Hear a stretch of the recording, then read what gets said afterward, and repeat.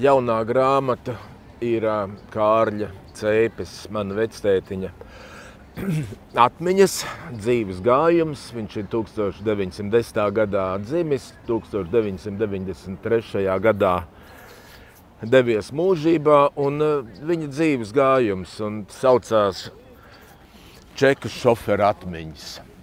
Vienā epizodē viņš tāds bija, bet, ja tos, teiksim, tos pamattituls visu neietverot iekšā, viņš zemnieks, ganu gaitas, ļoti skolas gaitas aprakstīts, kā no Valmieras jaunietis ierodās Rīgā, kā viņš nosacīt iekaro Rīgu, kā viņš iesaistās komunistiskajā pagrīdē, nokļūst cietumā, veselu gadu sēž cietumā, tur viņš, kā saka, tādu augstskolu dabūna un jau iznāk ārā profesionāls, pagrīdnieks.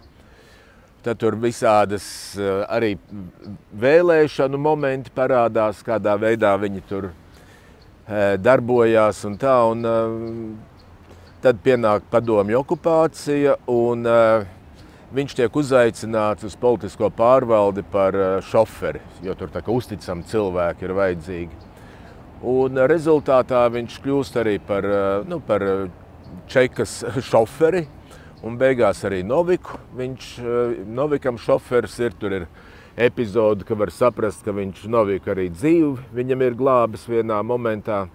Tad viņš nokļūst Krievijā, kad nāk vācieši iekšā, bet tur vēl pa vidam visādas tādas interesantas situācijas, kā man tētis piedzims, tad, kad tieši tajā dienā, kad vācieši Padomju Savienībā ienāk iekšā.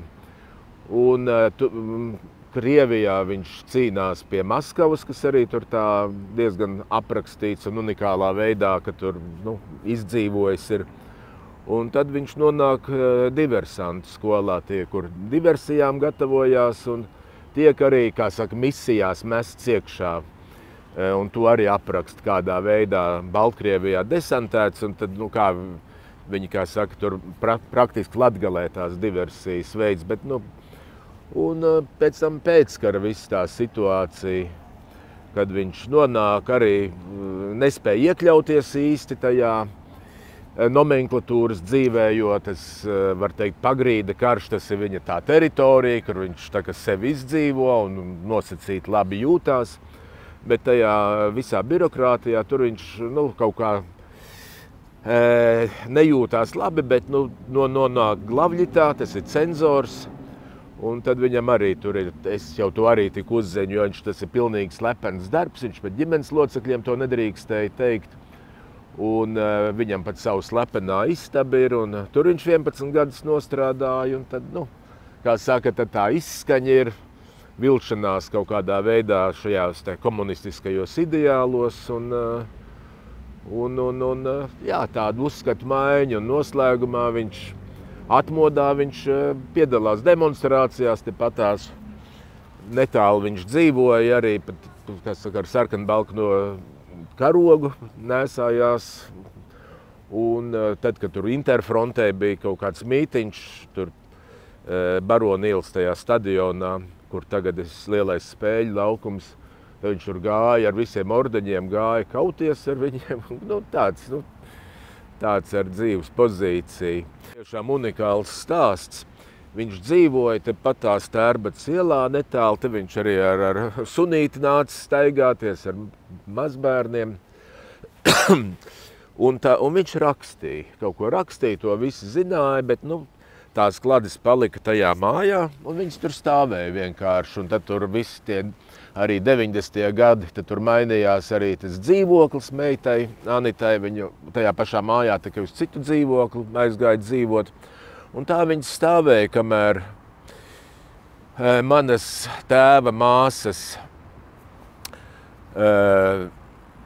dēls, žurnālists, Delfu žurnālists, Viesturs Redovits, ieraudzīja tās klades, sāka skatīties un novērtēja, ka tur tiešām ir tādas unikālas vēsturiskas liecības. Un tādā veidā lēnā garā, var teikt, tas garš process bija, bet Viņas tika pārliktas datoru formā, elektroniski ievadītas iekšā. Un tad arī skaidrs, ka viņas prasījās izdot, un pateicoties tādam arī biedrības viedumam, kā saka, jā, tas ir novērtēts, un tad mums tagad ir tiešām tādi unikāli vēsturiski materiāli. Es domāju, ka šī grāmata būs interesanta ikvienam Latvijas vēstures interesantam, kur interesē 20. gadsimta vēsture, gan tiem, kurus interesē okupācijas periods, Otrais pasaules karš, kurš ir ļoti daudz šajā grāmatā aprakstīts, tāpat pēckara gadi, cenzūras darbība Latvijā un arī ikdienas vēsture. Ļoti daudzas interesantas lietas arī parādas par ikdienas vēsturi, kā cilvēki dzīvoja gan pirms kara, kara laikā, pēc kara, kādas bija tās ikdienas gaitas un problēmas. Un arī es domāju, ikvienam latvietim tas varētu būt interesanti, jo kaut kādā mērā visas mūsu ģimenes ir kaut kādā saistībā bijušas ar šiem jautājumiem, notikumiem, kas ir aprakstīti grāmatā, vai